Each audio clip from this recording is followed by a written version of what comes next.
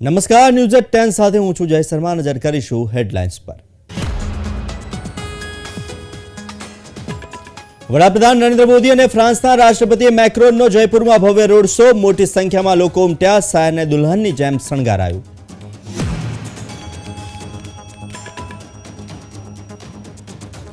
ફ્રાન્સના રાષ્ટ્રપતિનું જયપુરના જંતર મંતર ખાતે પીએમ મોદીએ કર્યું સ્વાગત. રામબાગ પેલેસ હોટલમાં સત્તાવાર બેઠક.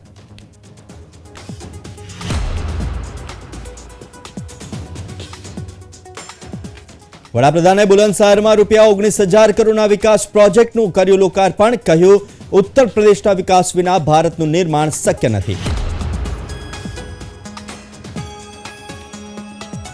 લોકસભા ચૂંટણી પહેલા ભાજપનું નવ મતદાતા સંમેલન યોજાયું. પીએમ નરેન્દ્ર મોદીએ વર્ચ્યુઅલ નમો નવ મતદાતા યુવા સંમેલનને સંબોધન કર્યું.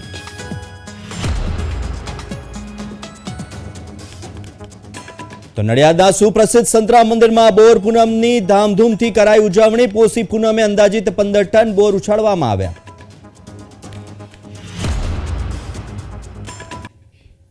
તો હવે નજર કરીએ સમાચારો પર વિસ્તારથી. તો વડાપ્રધાન નરેન્દ્ર મોદી અને ફ્રાન્સના રાષ્ટ્રપતિ ઇમેન્યુઅલ મેક્રોને ગુરુવારે જયપુરમાં મેગા રોડ શો યોજ્યો. જંતર મંતરથી શરૂ થયેલો મેક્રોન મોદી રોડ શો હવા મહેલ ખાતે સમાપ્ત થયો. ભારત ફ્રાન્સ સંબંધોને મજબૂત કરવા રોડ શો પછી બંને નેતાઓ રામબાગ પેલેસ હોટલમાં સત્તાવાર વાતચીત કરી.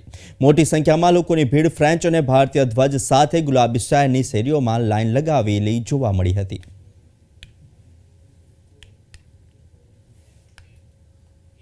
વડાપ્રધાન નરેન્દ્ર મોદી જયપુર પહોંચ્યા હતા. વડાપ્રધાન નરેન્દ્ર મોદીએ જંતર મંતર ખાતે ફ્રાન્સના રાષ્ટ્રપતિ મેક્રોન સાથે મુલાકાત કરી. અહીં વડાપ્રધાન નરેન્દ્ર મોદીએ ફ્રાન્સના રાષ્ટ્રપતિને ઉષ્માભેર ભેટીને સ્વાગત કર્યું હતું. અહીંથી બંને મહાનુભાવોએ જયપુરમાં ભવ્ય રોડ શો યોજ્યો. વડાપ્રધાન નરેન્દ્ર મોદીના રોડ શોને નિહાળવા મોટી સંખ્યામાં લોકો ઉમટી પડ્યા હતા. તો ફ્રાન્સના રાષ્ટ્રપતિ ઇમેન્યુઅલ મેક્રોન ગુરુવારે પિંક સિટી જયપુર પહોંચ્યા હતા. તેમને પહાડીની ટોચ પર બનેલા આમેર કિલ્લાની મુલાકાત લીધી. મેક્રોને આમેર ફોર્ટ ખાતે ફ્રેન્ચમાં લોકો સાથે વાત કરી હતી. તેમણે ભારત ફ્રાન્સ મિત્રતાનો પ્રચાર કરતા બેનરો ધરાવતા નાના બાળકોના જૂથ સાથે પણ વાતચીત કરી.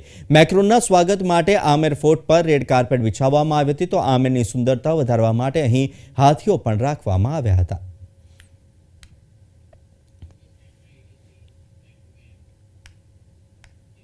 તો ફ્રાન્સના રાષ્ટ્રપતિ ઇમેન્યુઅલ મેક્રોન 2 દિવસની ભારત મુલાકાતે છે. ત્યારે જયપુર એરપોર્ટ પર વિદેશ મંત્રી એસ જયશંકર, રાજનાથના રાજ્યપાલ કલરાજ મિશ્ર અને રાજસ્થાનના મુખ્યમંત્રી ભજનલાલ શર્માએ તેમનું સ્વાગત કર્યું. રસ્તામાં અનેક જગ્યાએ શાળાના બાળકોએ તેમના કાફલાનું સ્વાગત કર્યું હતું. તો ઇમેન્યુઅલ મેક્રોન દિલ્હી જવાને બદલે પેરિસથી સીધા જ જયપુર પહોંચ્યા હતા.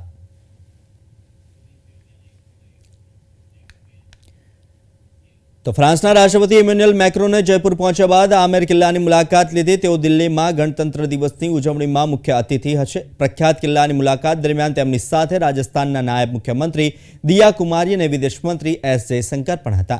મેક્રોન જયપુરમાં પ્રખ્યાત સ્થળોની મુલાકાત લીધી અને સાંજે વડાપ્રધાન નરેન્દ્ર મોદી સાથે રોડ શોમાં પણ ભાગ લીધો.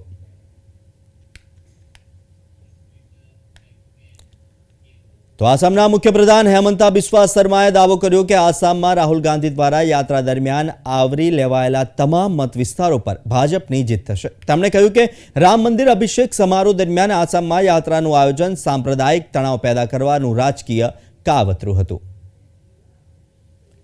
अभी आप निश्चित रहिए, आसाम में जितना कॉन्स्टिट्यूएंसी में राहुल गांधी गुजरे सब में बीजेपी जीतेगा. स्तूप से कोयला से स्तूप बाहर होता है, आलू से सोना बाहर होते हैं, तो हमें तो चाहिए ना उनको, वी नीड हिम. ये यात्रा क्या यात्रा था और यात्रा का समय देखिए. आसाम में एक बहुत बड़ा कम्युनल क्लैश खड़ा करने के लिए उन्होंने षड्यंत्र रचा था.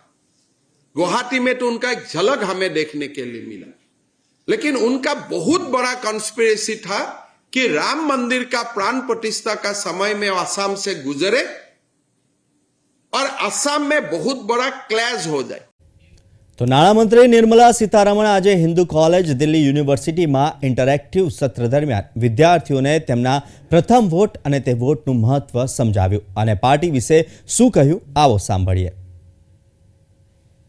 Hey, before I answer her, I just want to a curiosity question. How many all will be voting for the first time in this general election? Yes, we. Who? Really? So happy for all of you all. Use this opportunity. Go out and vote. And make sure that your family goes with you. Sure. Don't waste even one vote. You can waste a vote by even casting it, but even before that.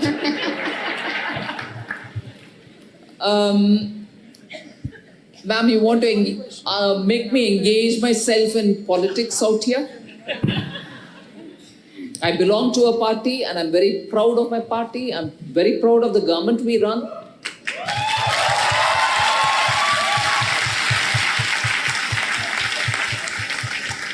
So choose wisely, ma'am.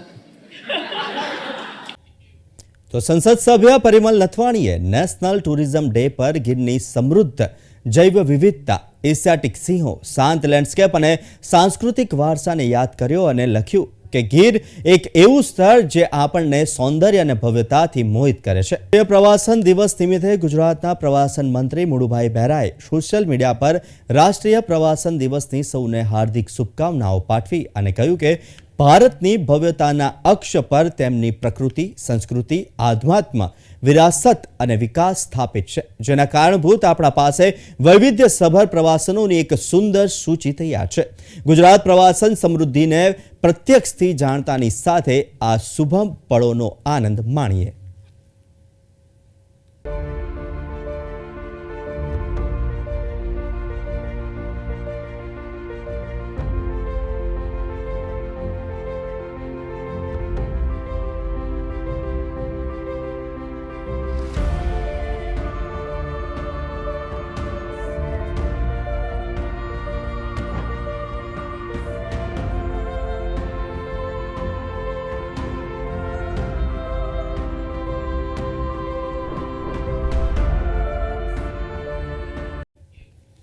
તો master blaster Sachin Tendulkar અવારનવાર તેમના social media પર તેમની travel story share કરતા હોય છે. ત્યારે આજે રાષ્ટ્રીય પ્રવાસન દિવસ નિમિત્તે સચિન તેંડુલકરે તાડોબા ખાતે વાઘની 3 પેઢીઓ જોઈ, જેનો એક સરસ વિડીયો શેર કર્યો અને આ વિડીયોમાં જૂનાબાઈ અને તેનું બાળ વીરા અને તાજેતરમાં જ વીરાએ આપેલા બાળ વાઘ જોયા, જેને એક અદ્ભુત અનુભવ ગણાવ્યો. So happy to see the granddaughters of Junabai, both the tigers, and I also saw their mother Riya. It's a third generation tiger spotting.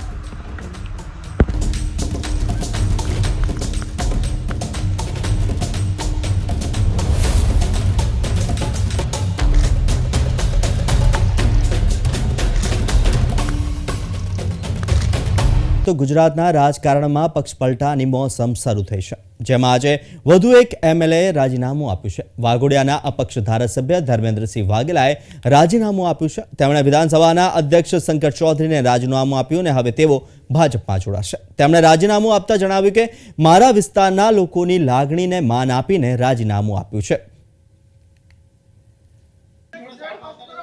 આજે આપણા દેશના બે પનોતા પુત્ર માન્ય વડાપ્રધાન નરેન્દ્ર મોદી સાહેબ અને અમિતભાઈ શાહ સાહેબના નેતૃત્વમાં જ્યારે દેશ વિશ્વના ફલક ઉપર જઈ રહ્યો હોય ત્યારે એમને સહભાગી થવા માટે થઈને હું આજે મારું પોતાનું મારા વિસ્તારના લોકોને પૂછીને રાજીનામું આપી રહ્યો છું.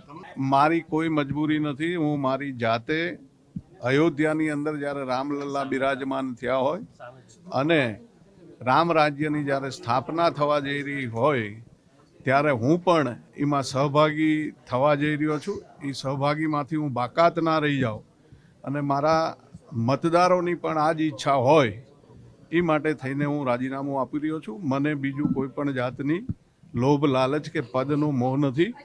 મને કોઈ લોકસભા, કોઈ વિધાનસભા કે એવું કોઈ પ્રોમિસ નથી. હું મારી જાતે સ્વેચ્છાએ રાજીનામું આપું છું અને પાર્ટીનો કોઈ આદેશ હશે તો હું ચૂંટણી લડીશ. માન્ય ધારાસભ્ય શ્રી વાઘેલા ધર્મેન્દ્રસિંહજીએ એમએલએ વાઘોડિયા, જેમણે પોતાની સ્વેચ્છાએ આજે ગુજરાત વિધાનસભાના સભ્ય તરીકેથી રાજીનામું આપ્યું છે અને 12 અને 39 મિનિટે તેઓ શ્રીએ મને રાજીનામું આપ્યું છે.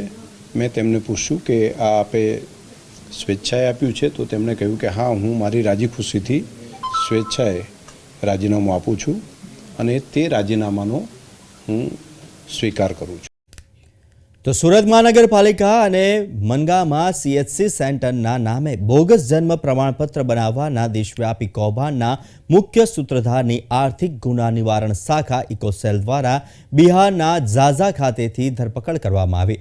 આરોપી પાસેથી પોલીસે એક લેપટોપ, 2 મોબાઈલ, 13 જેટલા ક્રેડિટ અને ડેબિટ કાર્ડ, એક બાયોમેટ્રિક મશીન, પ્રિન્ટર મશીન, જીપેના સ્કેનર, જન્મ પ્રમાણપત્રનું બ્લેન્ક પેપર સહિત પાસબુક કબજે કરી રિમાન્ડ મેળવવાની તજવીજ હાથ ધરી છે. આરોપીની પ્રાથમિક પૂછપરછમાં અન્ય 10 જેટલી વેબસાઇટો દ્વારા 80,000થી વધુ બોગસ જન્મ પ્રમાણપત્ર બનાવ્યા હોવાની ચોંકાવનારી બાબત સામે આવી હતી. ખૂબ જ નજીવી દરે આરોપી દ્વારા હમણાં સુધી અલગ અલગ વેબસાઇટના માધ્યમ દ્વારા 4,000 આધાર કાર્ડ, 1,500 પાન કાર્ડ, 800 ચૂંટણી કાર્ડ અને 2,000 જેટલા મરણના દાખલા પણ બનાવ્યા હતા. સિન્ટુ યાદવ રહેવાસી ઝાઝા, જમુઈ, બિહાર નામના માણસ એની પાછળ હોવાનું જાણવા મળેલ, જે આ વેબસાઇટો ઓપરેટ કરતા હતા અને 10 રૂપિયામાં ભારતના અલગ અલગ રાજ્યના બનાવટી જન્મ પ્રમાણપત્ર આ ઉપલબ્ધ કરાવતા હતા. લોકસભા ચૂંટણી પહેલા નવા મતદારોને જોડવા માટે ભાજપનું નવ મતદાતા સંમેલન યોજાયું હતું. વડાપ્રધાન નરેન્દ્ર મોદીએ વર્ચ્યુઅલ નમો નવ મતદાતા યુવા સંમેલનને સંબોધન કર્યું. નમો નવ મતદાતા યુવા સંમેલનમાં ગુજરાતમાંથી સૌથી વધુ નોંધણી થઈ છે.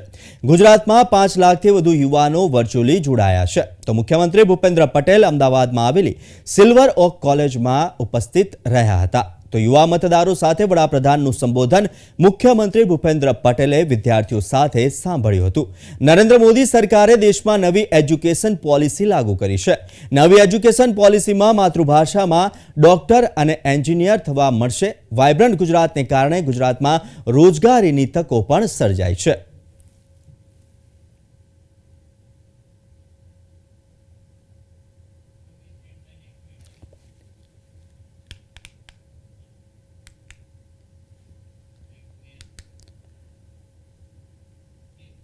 તો ભારતીય જનતા પાર્ટી યુવા મોરચા ગુજરાત દ્વારા ગાંધીનગર યુનિવર્સિટી ખાતે આયોજિત નમો નવ મતદાતા સંમેલનમાં ગૃહ રાજ્યમંત્રી હર્ષ સંઘવી ઉપસ્થિત રહીને કાર્યકર્તાઓ સાથે નવા મતદાતાઓને આવકાર્યા અને કહ્યું કે દેશના લોકતંત્રમાં યુવા મતદારોનો ભગીરથ અને મહામૂલો ફાળો છે. તો ભારતીય યુવાનોના વિચારો વૈવિધ્યતા અને બૌદ્ધિકતાથી પરિપૂર્ણ છે, જેથી તેઓ દેશના સકારાત્મક પરિવર્તનના વાહક બન્યા છે. લોકશાહીમાં તેમની ભાગીદારી રાષ્ટ્રને એક મજબૂત સ્થાન પર સ્થાપિત કરશે.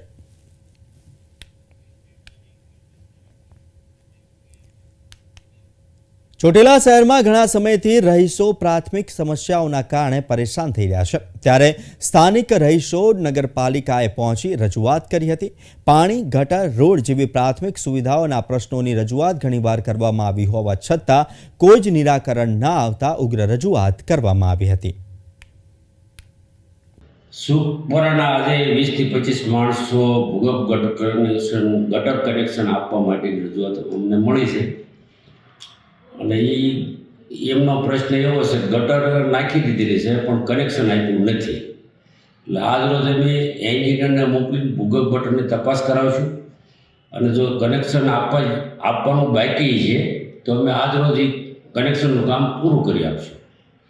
પછી પાણી વિશેની રજૂઆત હતી. પાણી વિશેની રજૂઆત જળ યોજનામાં પાણી આપવાનું છે, પાણીની લાઈન નખાણી છે, તો અમને આ લોકો પ્રાદેશિક નિયામકવાળા ગ્રાન્ટ ફાળવે એટલે તરત અમે પાણીનું કનેક્શન પણ આપી દઈશું.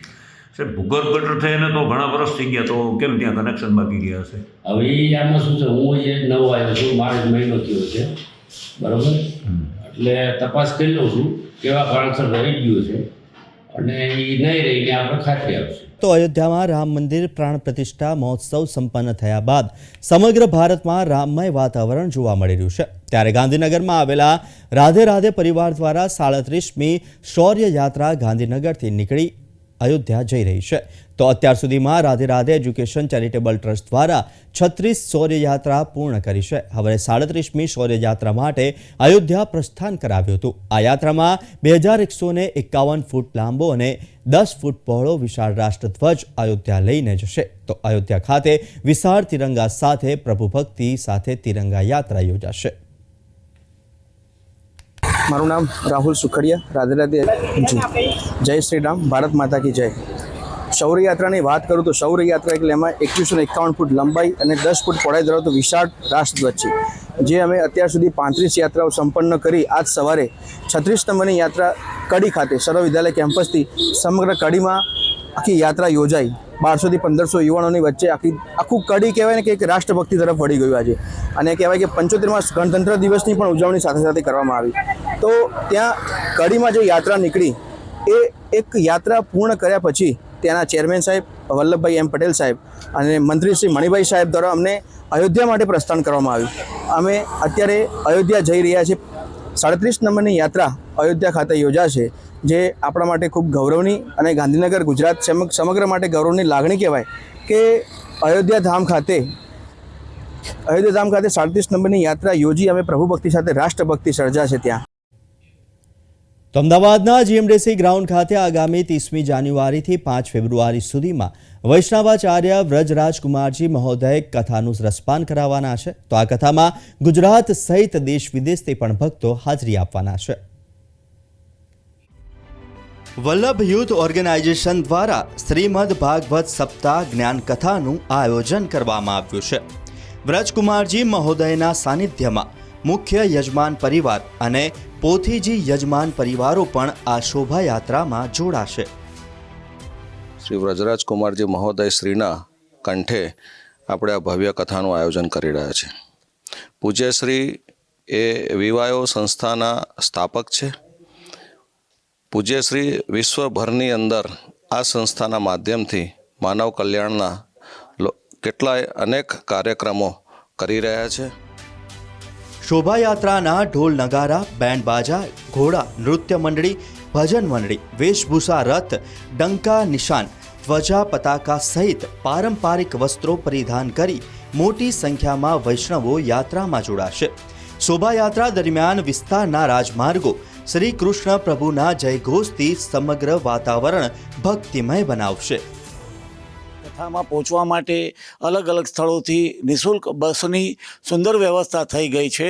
અત્યારે 15,000થી 20,000 વૈષ્ણવો બેસી શકે તેનો બહોળો ખૂબ સુંદર મંડપની વ્યવસ્થા થઈ ગઈ છે. તેઓ સુવિધાપૂર્ણ, તેમને બધી જ સુવિધાઓ ત્યાં મંડપમાં મળી રહે તે બધી જ વ્યવસ્થાઓ ચાલુ છે અત્યારે કરવાનું. અને અમારે પૂજ્યશ્રી હંમેશા કહે છે કે કૃષ્ણ ભગવાનમાં જે લોકો માને તે બધા જ વૈષ્ણવ છે. આ શોભાયાત્રા અક્ષિતા એક્સપોર્ટ્સ પ્રાઇવેટ લિમિટેડના એમડી નીતિનભાઈ પટેલના બોપલના નિવાસસ્થાનેથી નીકળી જીએમડીસી ગ્રાઉન્ડ ખાતે પહોંચશે. કથા સ્થળ પર mini hospital, food court, fire સહિતની તમામ વ્યવસ્થા કરવામાં આવી છે. તો 25,000 જેટલા લોકો માટે વિશેષ વ્યવસ્થા કરવામાં આવી છે. 25,000ના દરેકના પાર્કિંગની વ્યવસ્થા કરેલ છે. ત્યાં જલપાન, હાઇજેનિક એવા સરસ પ્રજાના શૌચાલયની પણ પ્લાનિંગ કરેલ છે. તેમજ વડીલો આવે છે કથાની અંદર તો એમના માટે આપણે નાની હોસ્પિટલ પણ ત્યાં સાઇટ ઉપર ઊભી કરેલ છે.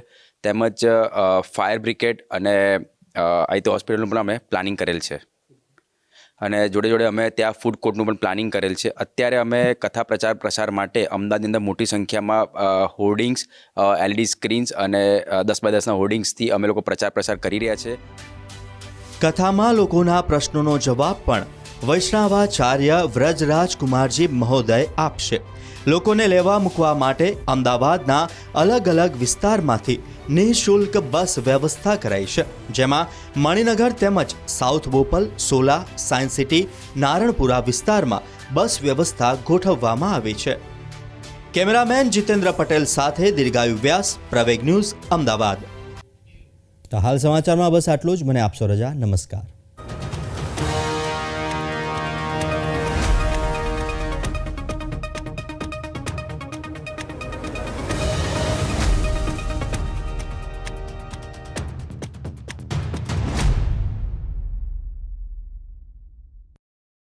છે.